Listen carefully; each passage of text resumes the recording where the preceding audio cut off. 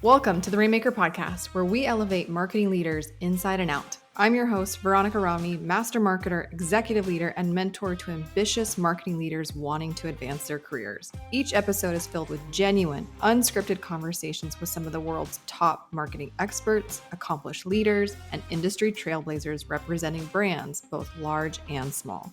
Our goal with this podcast and everything we do is to help you master your role, nurture your team, prioritize your well-being, and evolve into an industry-leading Rainmaker. This is the Rainmaker Podcast. In this episode, I'm thrilled to introduce to you a friend of mine, someone I actually went to school with almost 15 years ago. That's right. I'm bringing to you on the podcast the CEO of 97th Floor Agency, a marketing agency out in Utah, Mr. Paxton Gray. And we're going to get all into his story of how he started at 97th Floor as just an SEO specialist. How the freak does an SEO specialist turn into the chief executive officer of one of the most successful agencies in Utah? That's the story we would dive into. And then unexpectedly, we get actually really raw and real about some of the guilt that both of us share when it comes to auditing our thoughts. Like what preoccupies our thoughts really is what we're saying here. And we get really kind of raw and vulnerable about the guilt that we feel and being as ambitious as the two of us are in our individual pursuits, having kind of come back together 15 years later, and how that matches with our family obligations and the obligation that we have as leaders to those that we serve, the clients that we've sold, and the team that we manage. It was a conversation that took me by surprise. I didn't think that it would go in the direction that it did, as vulnerable as it got. And I'm actually really grateful that we got it on camera. And I'm grateful to Paxton for just putting it out there and being honest about what he hasn't mastered and what he's still very much working on. So without further ado, let's make it rain with my friend, Paxton Gray. Paxton, welcome to the Rainmaker Podcast. Thank you for having me. Okay, this is going to be fun because we're actually good friends and we also went to the same school, and our stories have started similar-ish, but radically different. So let me give context to the listeners. You're an agency owner and you've been one of those uber successful ones that have been doing this for like over a freaking decade. When I left my last big corporate position, I worked for a company called Entrada, which if you're in Utah, it's like at the point of the mountain, big double-decker red bus. And I worked there for 4 years. And when I was working there, we moved to Florida. And at the time, our CEO, or the former CEO, Dave Bateman, was like very anti-working remote. This was before COVID, obviously. And so we started to panic. We're like, okay, what's our backup plan in case this doesn't work out, in case this 90-day trial of me working remote in Florida doesn't work out? So we started, I basically started a company, but normally when you start a company, it's like, where can I get the easiest yes? And so for me, it was like rendering services because I'm a marketer and I can, instead of doing marketing for one person, I can do it for other. And then I got ambitious and then I started an agency and I held it for a couple of years and then it almost destroyed me. And so I sold it in the summer of 2019. You're not destroyed. You're still here. And I would love to tell your story. So let's start from the beginning. Did you have a dream and aspiration to have an agency, or how did you even get into this line of work? Yeah, so I've always wanted to make commercials. My family is not a sports family, but I've never missed a Super Bowl. And what I liked about every Super Bowl were the commercials as a kid. Yeah. And so I wanted to make those. And I also love data and spreadsheets, and I took multiple accounting classes in high school. So I was always caught between this world of like creative execution and technical business stuff. And I started college. When I met you, I was a film major. And I realized quickly there's no way I was going to be able to support a family as a film major. So I switched to accounting, which I loved. And then I realized there's no way I'm going to enjoy my life personally if I'm an accountant. So advertising for me is the perfect balance between creativity and numbers and the mix between art and science, basically. So that's what I always wanted to do. My plan was always to work for a big, sexy New York ad agency. Sure. The Don Draper lifestyle. Yeah. Some elements of that lifestyle. Minus the adultery. Yeah. And so I studied advertising, and I also got engaged right before I graduated. And my wife, she's someone who wants to live in nature with horses and cows. She does not want to live in a big city. Yeah.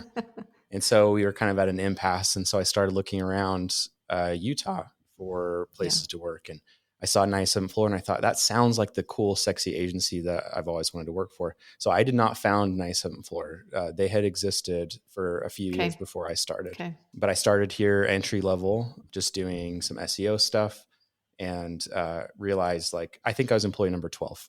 And ground up. I realized like digital, this is where it's going. Like I was trained in traditional advertising, and back then it was embarrassing. SEO was not something that like people were open about. It was like black magic stuff. And I realized like I can stay here and grow this agency into the big sexy agency I've always wanted to work for. And so that's what I decided to do when I started. And that's what I've been doing for almost 11 years now. Yeah, but now you're the chief executive officer. Yeah. So you start off as an SEO specialist, like, voodoo magic specialist. Yeah. And now you're running an agency. I mean, give context. How big is the agency? So when I started, we were about 12 people. I had worked here for 7 years before I took over as CEO, and I took various positions along the way. When I took over, we were about 80 employees, and now we're about 120 people. Oh my gosh, that's enormous. That's a huge agency. As far as agencies go, it's on the big side. As far as companies go, we're not that big. Sure. But still, like an agent, I mean, when you're a service provider and you're rendering and you have managing human beings who are rendering services on behalf of clients, 120 people, which, magnify that by how many clients on average per account manager that you have. Like I mean, this is an agency of a decent size, and it's also really competitive. Agencies are really, really competitive. It's to differentiate yourself from every other agency that proclaims to be the best at whatever. So I'm impressed. But hold on a minute. Cause like, how did you do that? How did you go from doer to ultimate leader? And like, there's no way that was smooth sailing, because you didn't even know what kind of leader you were going to end up becoming. And I think leadership is like parenthood. Like you're always still working at it and feeling like you're doing more things wrong than good sometimes. But like, walk me through that journey of you advancing this much, this fast. Yeah, it was messy for sure. Yeah. There's a lot of people who I managed over the years that, well, I'm sorry. I didn't know certain things about leadership at the time. I was just kind of doing my best. I've learned a lot through just like getting bumps and scrapes along the way and figuring out what works and what doesn't. Reading has been crucial to my journey growing. So I think at Nice and Floor, we have a system called ROW, which stands for Results Only Work Environment. Basically, the only thing that matters around here is, does the job get done and in a way that is consistent with our brand and our mission? And if so, then do whatever you need to do to get that done. And we don't track your hours. It doesn't matter if you work here or you decide to work in Italy. Like none of that matters. All that matters is the outcome. And so throughout my career, that focus on outcome, I think, has been the biggest like propellant. Knowing like I have 12 different options here, but which one is going to be consistent with what the desired outcome is? Well, these three. So now I can't kind of go wrong of those three. And it allows me to kind of weed out the things that a lot of people might get caught up in that are kind of waste of time if we don't have, the Franklin Covey begin with the end in mind. That's like crucial, in my opinion, too. When you have such complex work environment as an agency and you have a lot going on, you have to remember what the end in mind is to have success. Oh, there's so many things that are going through my head, because like managing 120 different personalities with 120 different families and needs in Utah in particular, that specific job market is always interesting to me as well. I mean, obviously I went to school there, I worked there, and then I left, but I'm going to give context, and I can say this because you can't, but like when I got pregnant and I was working, I won't say where, I remember meeting with the director of HR, and I was like adamant. I'm like, listen, I know that women in Utah have this reputation for not going back to work once the baby comes, but like I grew up with a working mom. I'm coming back. And she's like, oh, no, I know you're coming back. I'm like, oh, well, that's a relief. I'm like, why do you say that? She's like, well, because you make more than 50,000. Women that make less than 50,000 don't come back. I was like, wow. So like, geez, right? But I say that not to put you in any kind of interesting position. I'm just saying that like, anywhere, any leader, when you have that many personalities, that many people to care for, like how have you, and other than just reading a book, like how have you navigated because you can't make everybody happy. And so, like, how do you sleep at night knowing that in spite of your best efforts to create the most positive, equal, power enforcing and work environment, it's still like running a business in the day. Not everyone's going to love you as a CEO, especially in that position. Like, how have you dealt with the pressure? How have you been able to like put it in a healthy spot in your mind? Yeah, it's hard. It's Yeah. very hard. It's definitely the most difficult thing I've ever done in my life. Yeah. Yeah. And I think there's an element of kind of like existential analysis of just like, who am I? And does people like, does their opinion of me factor into who I think I am? Mm. And the more that that's true, the less powerful you're going to be, because you're basically handing over control of your own opinion of yourself to other people.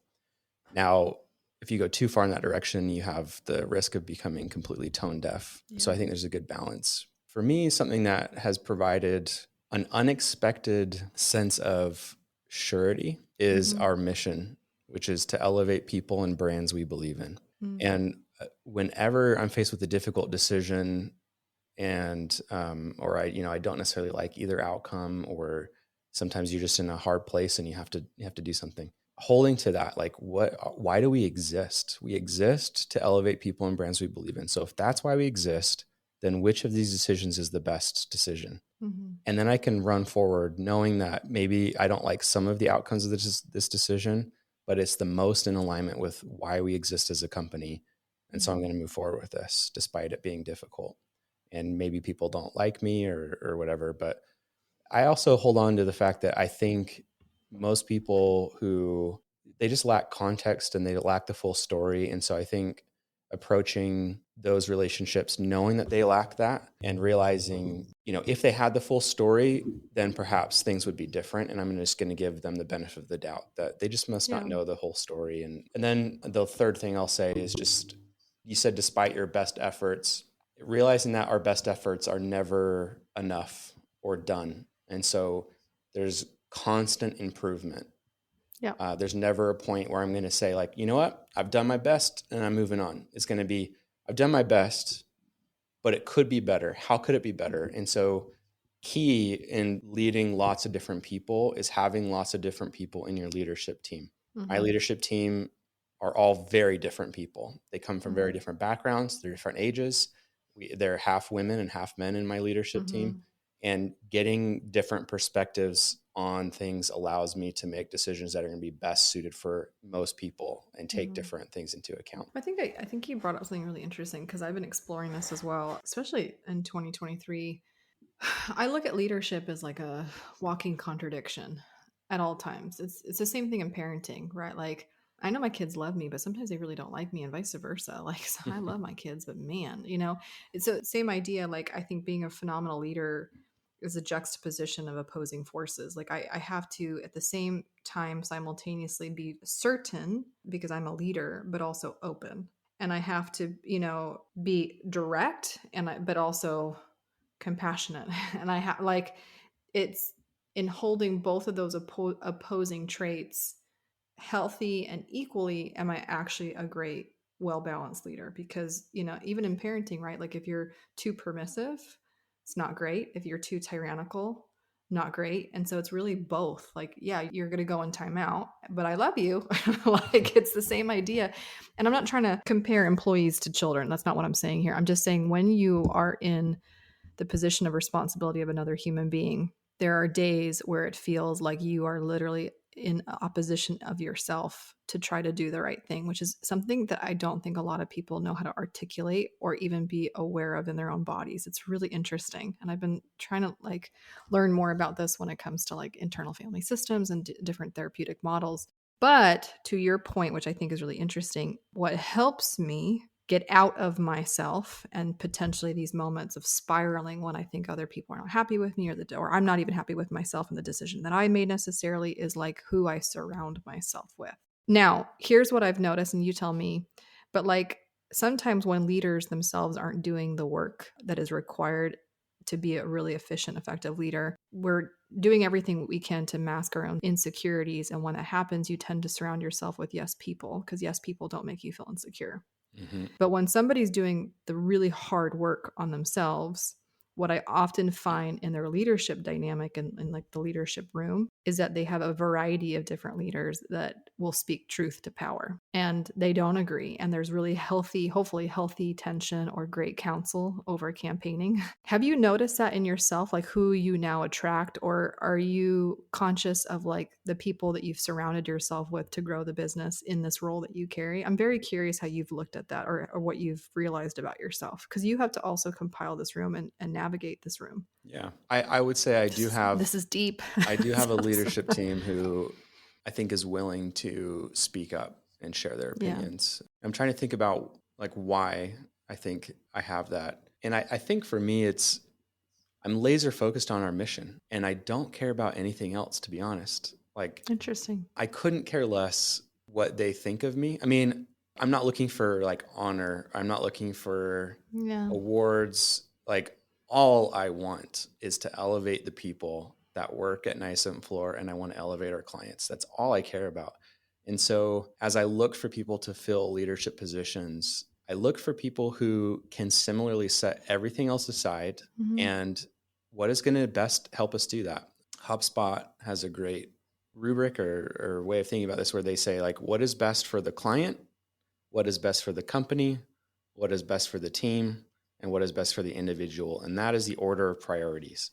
And I think that really resonates with me. People who can say, you know what, this particular thing may not benefit me right now. In fact, maybe it's actually harming me in some capacity. I mean, there's limits there, but maybe it's like, it's not ideal for me, but I can see how this thing is best for the company.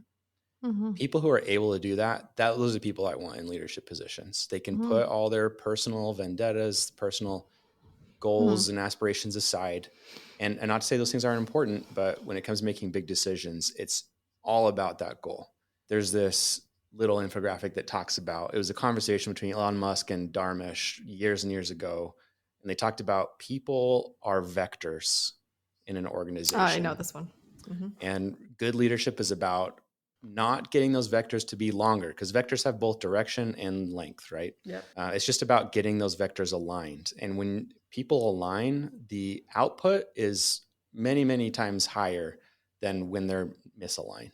And that for me has been the biggest differentiator in success, is just getting people aligned to that ultimate goal of, in our case, elevating people and brands we believe in, Sure. and leaving everything else aside. Love it. Well, I mean, it's your North Star, right? Right. It's the thing. It's the compass. It's your, I see you in like Moana in the sky. It's like you, right? With your hand out. Yeah. Hey Rainmakers, it's Veronica, and we'll get back to today's episode. But before that, I have an exciting invitation for all of you aspiring, ambitious marketing leaders. If you are serious about advancing your career in marketing and you're looking for an expert to give you some personal insights, guidance, tips, then I'm going to invite you to schedule a free Pathway to Promotion call with me. This is a special one-on-one call with just you and me to discuss your current roadblocks in your career, your long-term aspirations and ambition, and the next best step for you and your personal promotion. Head to pathwaycall.com or click the link in my show notes to schedule your free Pathway to Promotion call. Now back to today's episode. Well, I want to kind of shift gears a little bit, because part of being a CEO, part of being a leader of an organization that is as ambitious in its growth as you are and that you guys have been, is navigating good times and bad times. 2023, I mean, unless you tell me otherwise, every agency friend and colleague that I have has described 2023 as like a roller coaster of emotions.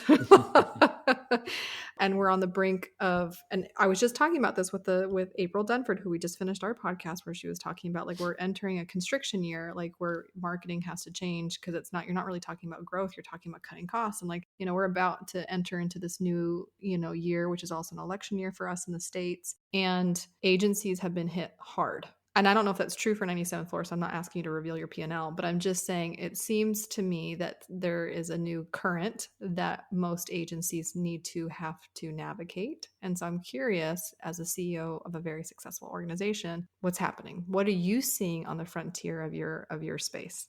Yeah, we've grown every year. I've been a part of 97th Floor somewhere between 8 and 15% each year, except this year.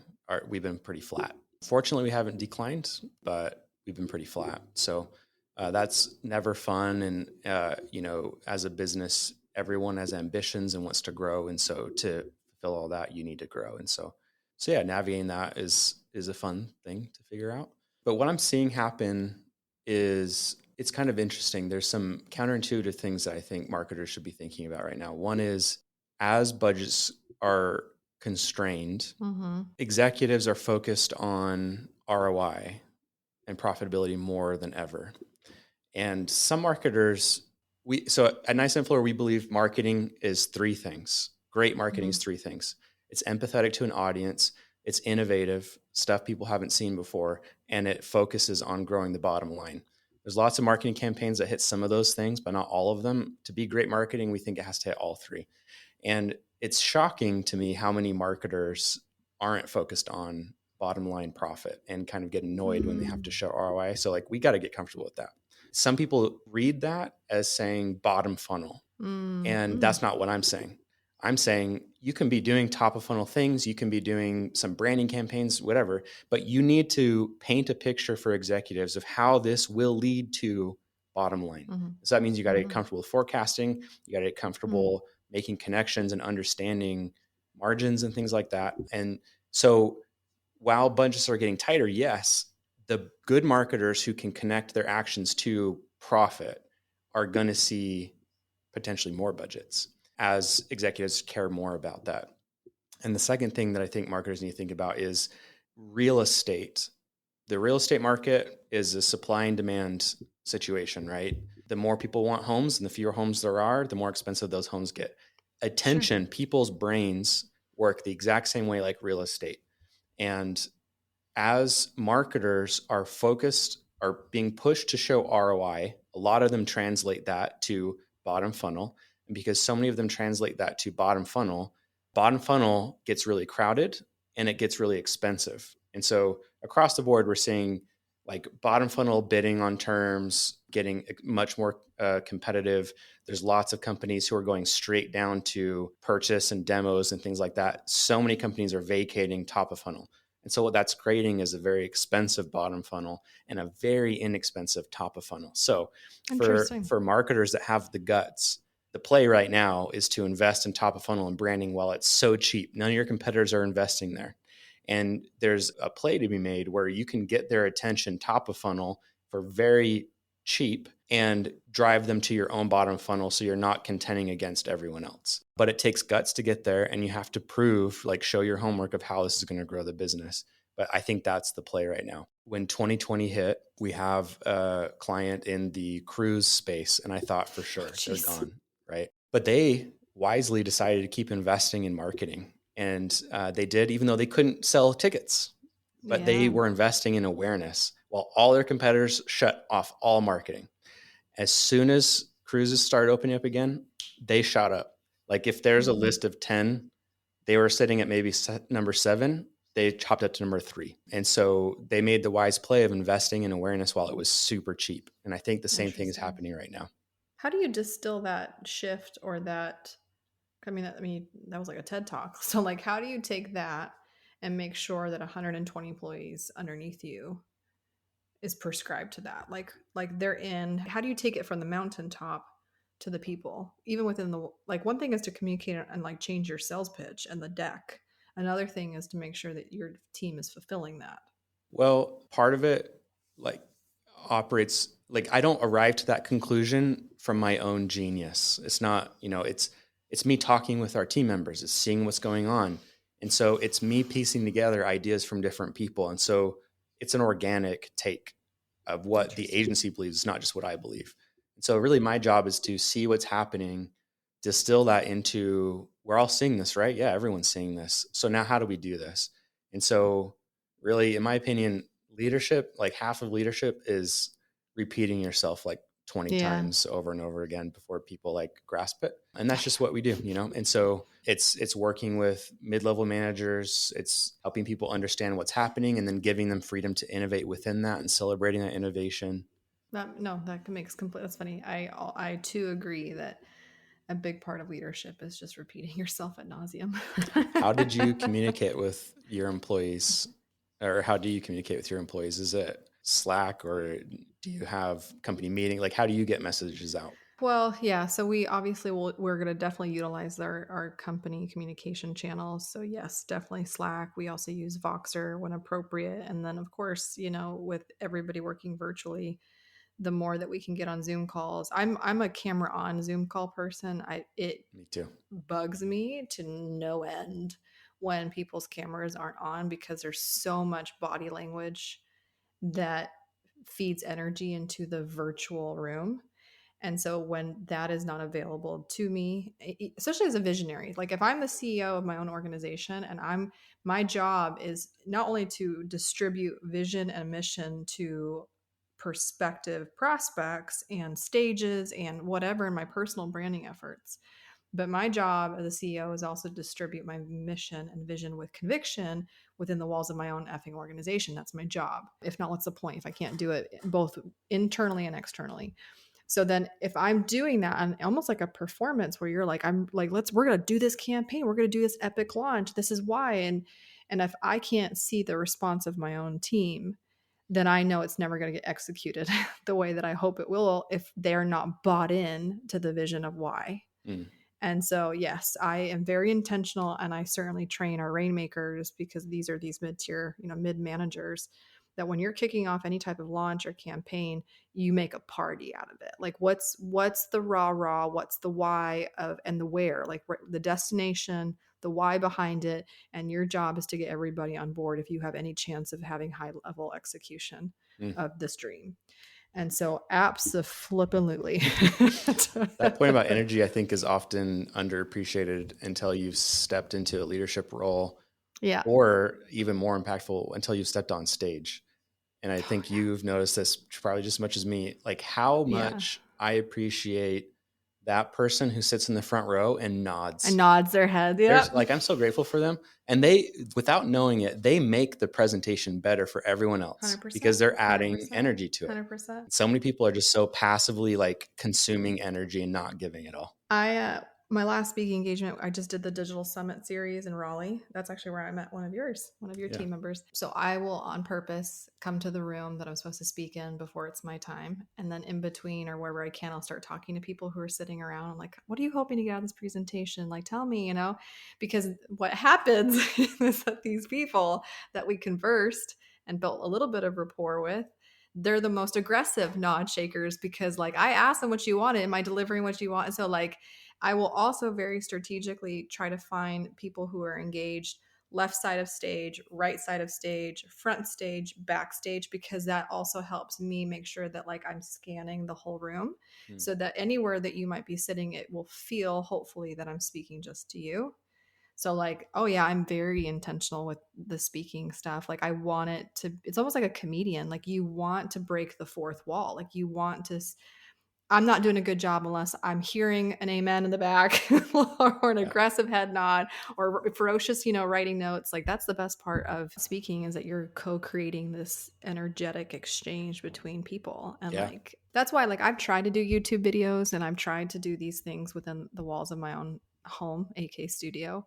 And it's just the flattest version of me because there's literally nothing for me to feed off of. It's the worst. Yeah, totally. How do you see yourself? Because one of the things that I train my CEOs in my programs is, I think a lot of companies are really good at having scorecards and, like, KPIs, blah, blah, blah, like, good old traction 101. But the one thing that I feel like my visionary CEOs never really track, and I think it's like a make or break, is what I call a visionary KPI, which is the number of times that you're distributing the mission and its vision externally. And so like you can literally track on a spreadsheet every single week how many times that you as the company spokesperson went out and shared the mission and the vision of the company.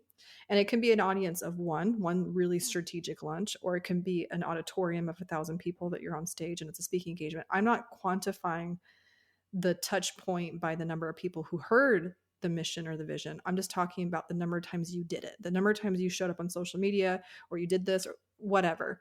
And so what we've seen is there's a direct correlation to revenue growth when our primary company spokesperson is out there and they are consistent in fulfilling their visionary KPI. The more that there's brand awareness, positive like deposits of like, know, like, and trust, towards the company that this person is representing, right? How do you guys, I mean, I know you're on the stages, like I know, and obviously you're on this podcast, like I know that you're doing this effort, but are you guys tracking it? Are you conscious of it as a means in which you can blow out your company even more? No, actually, Okay. I feel like it's one of my weaknesses as a CEO Interesting. is I am very internal focused. I'm very focused Oh, on our people and our clients. I'm not externally focused, and I should be more. I will speak when I'm invited, but I don't go chasing it. seek it out. And this is Yep. actually the only podcast that I've done in maybe 2 years. Stop it. I'm So honored. there's a lot for me to improve on that side.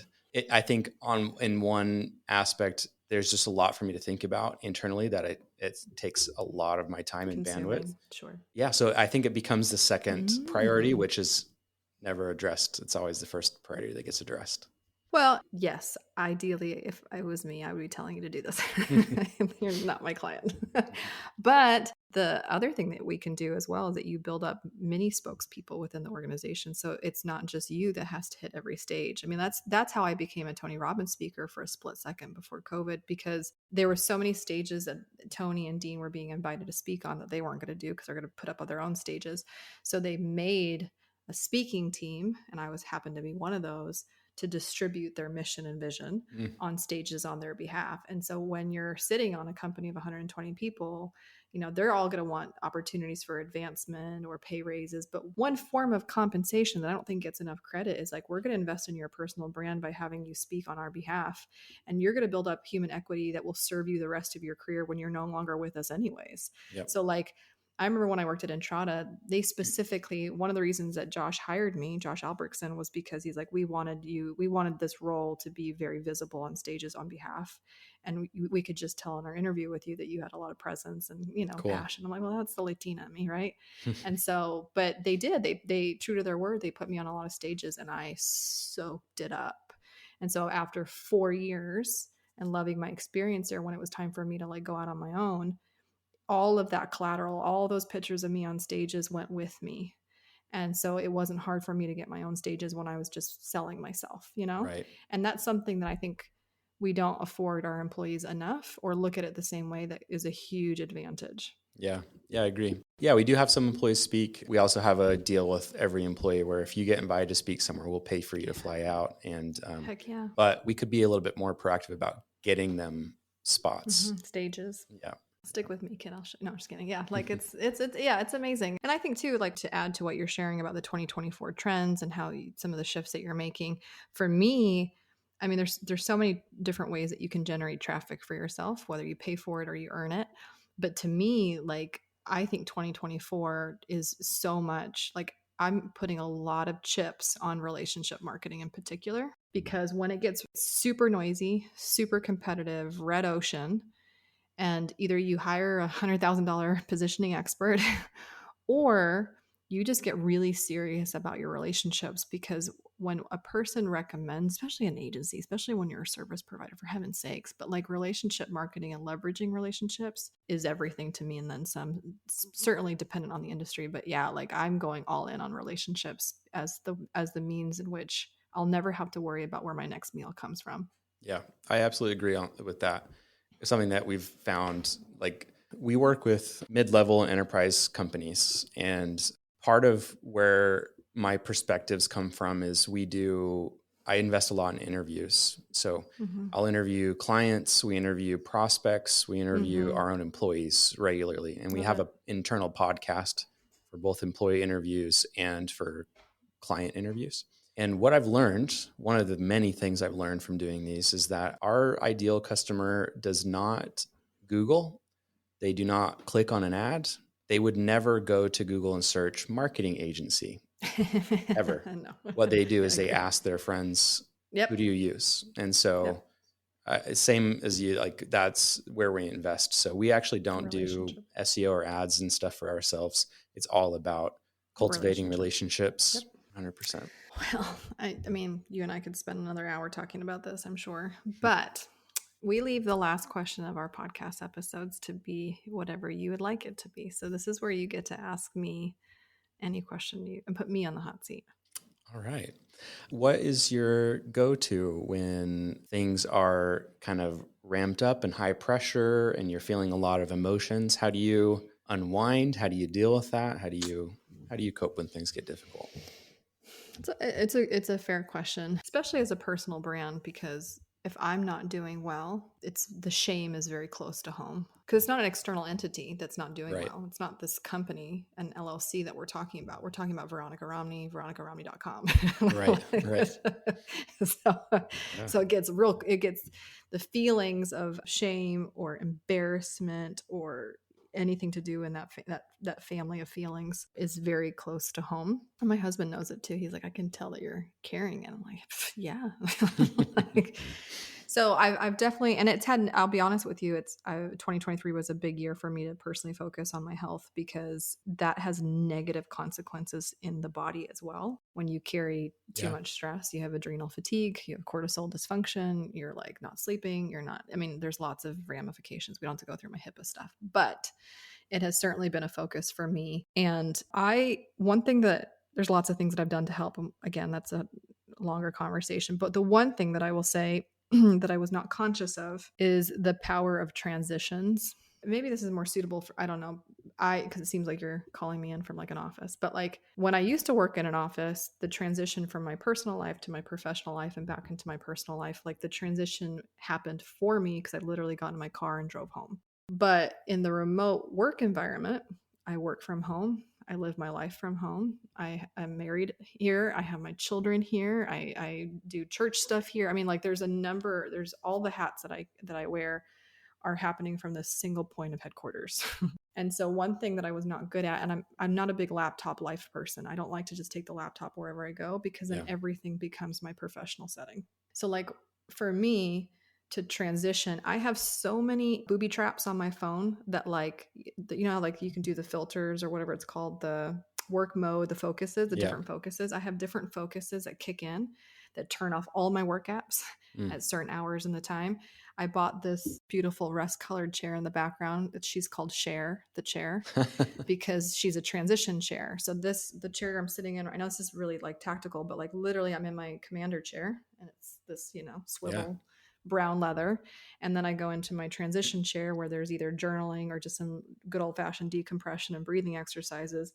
And then I walk out through my office doors and I close the office doors. And now I've left the headquarters, the professional headquarters. So, like, especially when you have little kids at home, especially when you want to be a great wife and have a great present partner, I can't ask him to be present if I'm not present myself.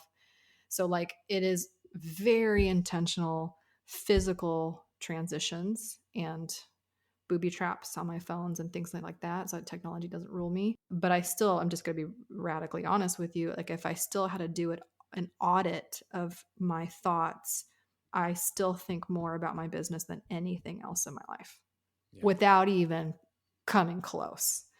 And I don't love that. And I don't want to beat myself up about that over the top because I also think it's the season in life. Like Scott and I are in our 30s. We have children. Like this is where we're like really trying to crank out our Yep. careers, put money in the bank for our retirement. Like that's certainly the season of life. I wish it wasn't nearly as consuming as it was. And I think that's definitely the plight of the entrepreneur. But I'm at least aware enough that I audited my thoughts. Because a couple years ago, I wouldn't have even done that. So I'm getting better. It's a work in progress. Well, good for you. I mean, it sounds like you're very intentional about it, and I feel like I've experienced all those exact same feelings. So it's validating for me. Recovery process. Yeah, and it is all I think about. It's almost all I think about All the time. every day, All the time. all day. Yep. And I have these wrinkles and bags under my eyes to show for it. It's like, when a US president starts their term Yeah. and they come out and they look like real bad. Yep. Like, oh, That's how I feel. But that's how it is in all the categories. You go from littles to olders. Like it's in parenting, it's just so taxing. And then in entrepreneurship or running a company, it's so taxing. And it's just everything that's worth doing is going to ask a lot of you. Right. That is just what it is. And so if you're not intentional, if you're not auditing yourself, I'm still fighting the good fight. Let's just put it that way. I think the idea of like, I don't want to end the day with fuel left in my tank. I love that and I admire that. But I also think it's important to recognize where are you wasting fuel. Sure. And it's almost always emotional. Like I'm thinking about this thing in the wrong way and that's sapping my energy. I think the ideal for me would be ending the day, my tank is empty, but I've spent every ounce of fuel on something worthwhile and is moving me forward. Heck yeah. No regrets. Yeah. Okay, Paxton, honestly, I'm honored that you said yes to my podcast. I'm honored to be invited. 2 years. And this has been like a refreshingly deep conversation. Usually every episode is different, but this was really fun because I felt like we kind of got into it. And I don't know, it's really fun. I think it's fun for people to hear like honest conversation between different people in different positions, just trying to do their best. Yeah. But obviously we will link to all your stuff and our show notes. And obviously you can go to 97thfloor.com and learn more about what you and your incredible organization are doing. But I just want to say thank you so much for being on today's Rainmaker podcast. Thanks for having me. It's been a pleasure. Thank you for joining us on today's Rainmaker podcast. Marketers help other marketers. So if there's a marketer in your life who could really use a new perspective in a way that helps them advance their career, please pass this episode forward, share, leave us a review. Everything helps as we embark on helping as many marketers elevate themselves inside and out. You can always visit veronicarami.com for today's show notes, additional links to some free resources and tools for you to help you advance your career. You can always connect with us on social media at @VRomney if you want more behind the scenes or a way for us to connect personally. Until next time, my friends, make it rain.